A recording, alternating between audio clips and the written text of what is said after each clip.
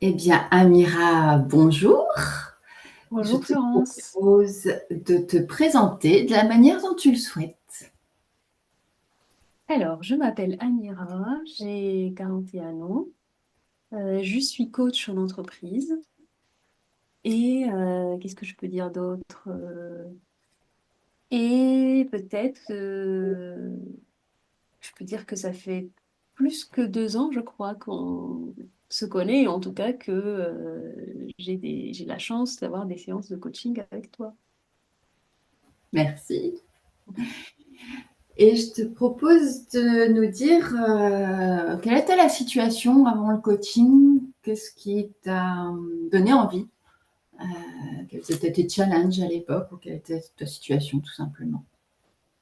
Alors, à l'époque, donc effectivement, il y a eu du chemin depuis, mais il y a des choses qui restent encore, bien sûr, mais ce qui me revient en premier de la situation de départ, c'est le côté très et entièrement rationnel, enfin pas entièrement, mais en tout cas le côté rationnel très présent chez moi, et une sorte de frustration de ne pas être à ma place, de ne pas trouver ma place, de vouloir réaliser des choses, lancer des projets, gagner plus d'argent, avoir plus de temps, et de commencer des choses, et puis soit d'arrêter, soit de procrastiner. Beaucoup de procrastination, mais quand même une envie d'avancer, de réaliser. Il y avait aussi de belles envies, Mm.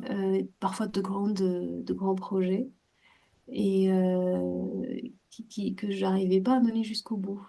Donc voilà, ce qui me revient là en premier, en tout cas, si je devais faire une différence entre une situation de départ et aujourd'hui, c'est ce côté à la fois rationnel qui pour moi est lié à une indécision et une sorte de frustration de ne pas aller plus loin, de ne pas trouver ma place, de ne pas réaliser mon potentiel. Ça, Mm. c'était une pensée que j'avais souvent.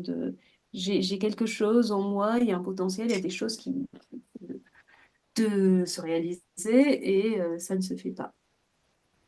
Voilà. Et donc, ça me faisait perdre du temps, de l'énergie et, comme je disais, avec un sentiment assez désagréable de frustration. Parfois d'élan, comme ça, de début, mais quand même de façon récurrente, un peu de déception de pas réaliser plus de choses. Voilà. Et aujourd'hui, alors, quelle est la situation? Quelle est ta situation concrète, tes résultats concrets? Alors, aujourd'hui, je ne sais pas si c'est concret, mais pour moi, ça l'est. Pour moi, c'est concret. C'est le côté intuitif. J'ai vraiment beaucoup développé euh, mon côté intuitif et mon côté faire confiance à ce qui est déjà en moi. C'est un peu l'idée que les réponses sont là, le potentiel, il est là, et même cette idée de réaliser un potentiel, je ne la vois plus du tout de la même façon. Je ne pense plus que je suis là et qu'il y a quelque chose qui serait loin de moi et qu'il y a un chemin à traverser entre les deux. Donc je ne vois plus du tout les choses comme ça. Je pense que tout est déjà là. Et donc l'idée, c'est d'y accéder, de le laisser passer. Et donc cette vision-là et aussi la capacité à être en connexion avec mon corps, avec ce que moi j'appelle mon intuition. C'est simplement une façon rapide d'accéder à des envies profondes ou à des décisions. Et ben, on va dire, capacité, connexion, me permettent aujourd'hui de prendre des décisions plus facilement, plus sereinement, plus rapidement. Et il y a beaucoup plus de paix, un Hmm. sentiment beaucoup plus de paix. Je n'ai vraiment plus du tout cette frustration de dire je ne suis pas à ma place. Je sais que Hmm. je suis à ma place et que les choses se font au bon moment. Ça ne veut pas dire que je ne fais rien ou qu'il ne faut rien faire ou que je n'ai pas d'envie ou que je n'ai pas de projet. C'est pas du tout ça. Ça veut dire que je me fais confiance. Et ça veut dire aussi que je fais un travail. C'est pour ça qu'on continue les coachings ensemble. Je sais que aussi le travail à faire, c'est plus de libérer mon esprit, de nettoyer les perturbations, les schémas qui, on va dire, empêchent le flux d'envie et de pensée de passer. Et donc avec ce travail-là et avec cette confiance-là, j'arrive plus facilement à accéder à ce que je veux et à accéder à ce qui est bon pour moi aujourd'hui. Et donc, plus globalement, je suis rarement longtemps dans l'hésitation. Tu décides plus rapidement. Et quand tu dis que tu accèdes plus rapidement à ce que tu veux, est-ce que ça veut dire que tu as des résultats aussi plus rapides ou est-ce que c'est la mise en action? Oui, bien sûr, les résultats sont plus rapides puisque c'est la suite des actions. Donc, c'est le tout, en fait. C'est d'abord un sentiment. D'ailleurs, il n'y a même pas l'anxiété de dire, ah, mais s'il m'arrive ça, qu'est-ce que je vais faire? Je vais être dans l'anxiété ou dans l'indécision, je saurais pas. Cette anxiété-là, déjà, elle n'est pas là parce que je me fais confiance. Je sais qu'à Mm, chaque situation, je trouverai en moi une réponse. Et mm, ensuite, donc, quand je suis dans la situation, euh, enfin, alors, c'est pas toujours facile, mais je peux me connecter. Donc, je pense pour moi, ça passe beaucoup par le corps. Et c'est ce que tu m'accompagnes à développer, c'est d'écouter mon corps, de respirer, de revenir à ce qui est essentiel, retourner à ce qui est essentiel. Et donc, il y a un sentiment d'apaisement, de certitude, de confiance, ce qui permet d'agir différemment. mm. Donc les actions, ce que je fais avec tout ça, quel que soit le sujet, c'est différent, c'est plus aligné, et donc forcément, ça attire des résultats différents. Donc, tu as Effectivement, des les résultats résultats qui sont sont... aussi Oui, plus alignés avec toi oui. et, et est-ce que c'est dans la sphère pro, dans la sphère perso, ces résultats? Alors, ça peut être dans tous les domaines. C'est pour ça que enfin, pour moi, c'est pour ça que j'ai commencé à parler comment dire, plus profondément de la façon d'approcher les choses et du regard que je porte maintenant sur moi, sur ce qui m'entoure, sur ce qui m'arrive. Parce que comme c'est profond, eh ben, ça touche un peu à tous les domaines après, en termes d'action et de résultats. Ça peut être une décision sur le plan personnel, ça peut être sur le plan professionnel, je ne sais pas, ça peut être à un moment, c'était est-ce que je prends un jour par semaine ou pas? Est-ce que je travaille au 4/5e ou pas? Mm, Et donc le fait de passer par le coaching, d'écouter ma vraie envie, même si parfois, si c'est juste sur le plan rationnel, peut voir beaucoup d'inconvénients aussi, on peut voir les limites, le coût. Mais si on accède à la vraie envie, ça devient plus facile parce que je sais que si c'est ça que je veux, j'ai aussi les moyens d'y arriver. mm. Donc ça peut être quelque chose comme ça et je le décide et donc bah, et ça change tout après, tu vois, ça change ma vie quotidienne parce que maintenant, effectivement, j'ai toujours un jour par semaine où je travaille pas et ça m'apporte beaucoup de recul, de sérénité, de temps pour moi. On avait travaillé aussi sur mon rapport à l'argent, je Oui. me souviens. Mm, Euh, et, euh, et donc, justement, c'était lié à ce que je disais juste avant par rapport à ma décision de travailler en 4/5e. Et je me souviens qu'au début, ma demande, c'était je voudrais augmenter mes revenus, gagner plus d'argent, mais j'y arrive pas. Et en travaillant avec toi sur ce qu'il y a derrière, parce que travaillant avec cette approche sur écouter le corps, respirer, voir les tensions qui sont là, ce que ça essaie de dire, ça m'a permis d'accéder à une sorte de conflit qui était que ce qui était le plus important pour moi, c'était d'avoir plus de temps. et d'avoir Ouais. une meilleure qualité de temps pour moi. Et en C'était même un temps, peu tu as en gagné sur conflit, les oui, 2 tableaux, je crois, parce que tu n'es oui, plus non plus dans les conditions initiales oui, et professionnellement, tu as aussi évolué.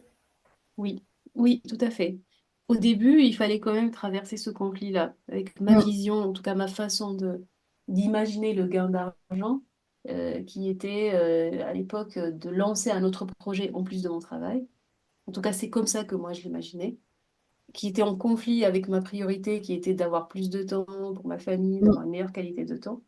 Et le fait de prendre conscience que en moi, il y a ce conflit-là, ça m'a permis de comprendre que c'était pour ça finalement que je réalisais pas cet objectif, entre guillemets, de gagner plus d'argent, de lancer un projet qui permettrait d'avoir plus de clients. Donc c'était parce que c'était pas en cohérence avec une autre envie profonde, ni même une priorité qui était d'avoir plus de temps. Mmh. Et donc le fait de le comprendre, déjà, ça change la perception. Et ça change même l'objectif, c'est peut-être, ça peut rester le même. Mais en réalité, c'est pas le même. C'est pas juste gagner plus d'argent, c'est gagner plus d'argent d'une certaine façon. Et Mmh. comme tu l'as dit, si on le comprend, après, on peut réconcilier les différents tableaux. On peut dire, OK, en fait, c'est ça que je veux faire, mais en respectant quelque chose d'autre qui est en moi. Et voilà, on chemine différemment, plus en cohérence. Mmh. Et c'est toute la... Je trouve que c'est pour ça que c'est précieux de trouver plus intuitivement, émotionnellement, dans le corps, ce qui est vrai pour moi. Parce qu'en gros, à chaque moment, il y a quelque chose qui est là, il y a une réponse. On n'est pas en train d'hésiter, je ne suis pas en train d'hésiter entre plusieurs options, de peser les pour et les contre, chose que j'ai l'habitude de faire et que je sais faire, mais quand on associe à ça quelque chose de plus ancré, oui, de plus ancré dans le corps, dans le sentiment, Incarné, ouais. Mmh. ça devient plus fort, plus incarné. Donc des décisions plus rapides, plus alignées, plus de confiance en toi, en la vie et au moment où les choses vont se faire, plus d'intuition, plus de temps pour toi, plus de revenus aussi. C'est chouette. Et ce que tu disais dans ce qui t'a aidé, c'est notamment la connexion au corps, qui est qui vient en complément du rationnel, comme tu le disais tout de suite, sur Oui. avantages et inconvénients. Euh, c'est ça les principales. Enfin, dans ce qui t'a le plus aidé, c'est cette connexion au corps ou c'est autre chose? Et il y a quelque chose de très simple et qu'on néglige souvent, c'est la respiration. Vraiment la respiration. Pourtant, on le fait tout le temps normalement. Et on entend On beaucoup parler respire de toute la ça journée. toute la journée. Dans tout ce qu'on peut écouter, tous les conseils qu'on peut avoir, il faut respirer, il faut respirer. Et Ouais. quand on a nos séances, et que je commence, et j'aime bien toujours commencer avec toi par ces exercices de respiration, je me rends compte que je ne le faisais pas réellement, que je ne prenais pas le temps de vraiment respirer en conscience. Et Hmm. rien que ça, je sais que après cette respiration, je ne pense plus de la même façon. Déjà, tout devient plus clair. Et ce qui est intéressant aussi, c'est qu'il y a chez moi, au début, toujours une petite résistance à l'exercice de respiration. Je- J'ai parfois, j'ai presque une pensée de j'ai pas le temps de respirer, je suis tout de suite à aller dans le coaching. Et pourtant, ces 5 ou 10 minutes, ça change tout et ça permet après d'aller plus vite, enfin plus vite, mais surtout plus en alignement et d'avoir une autre énergie. Hmm. Donc la respiration, et nous, c'est lié à l'écoute du corps, à la connexion, à ce qui est là en termes d'émotion, à la connexion au moment présent. Voilà, Donc c'est ce qui je t'a pense que le c'est plus ça. aidé Ouais. dans l'accompagnement, quoi. Oui, c'est ce qui me pousse. Eh ben, merci beaucoup pour ton témoignage. Est-ce que Avec tu plaisir, veux merci à toi. ajouter quelque chose ou conclure? Est-ce que je veux rajouter quelque chose? Est-ce que tu veux rajouter quelque chose Oui. ou pas? Euh, mais vraiment, je pense la place du corps. La place Mm. du corps, la place de la respiration, d'insister sur ça, d'insister sur ce côté-là, qu'on oublie aujourd'hui dans notre course, dans la façon dont on nous explique l'efficacité,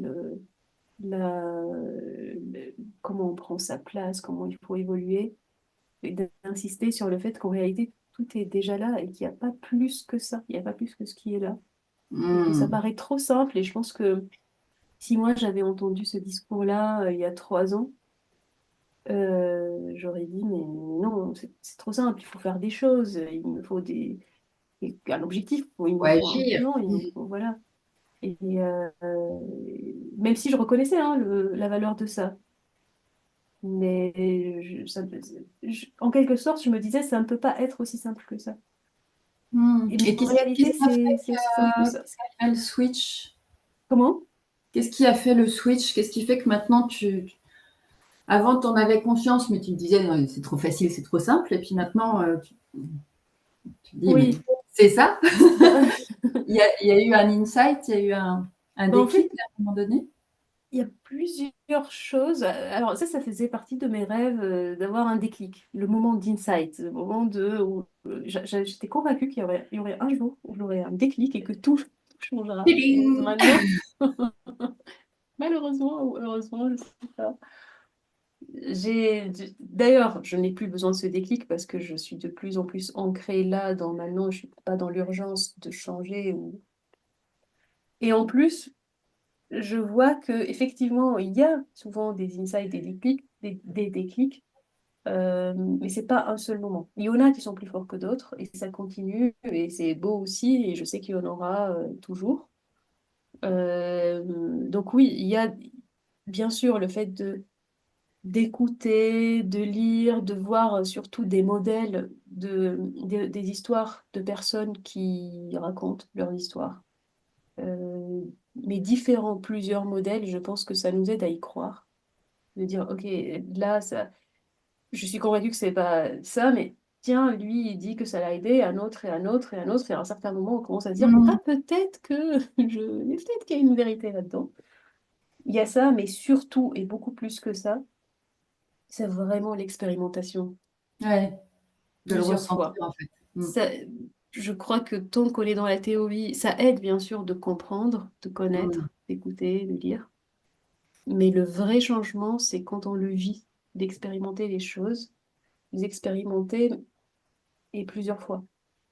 Et donc je pense peut-être si on cherche l'un des plus importants déclics, c'est peut-être la première fois où j'ai eu un coaching, où j'ai écouté mon corps, où je me suis rendu compte que tiens, il y a des choses là, il y a des réponses en fait, il y a quelque chose qui s'impose. Et là, on commence à plus y croire. Ouais. Super. Eh bien, merci beaucoup, Amira, pour ce beau témoignage.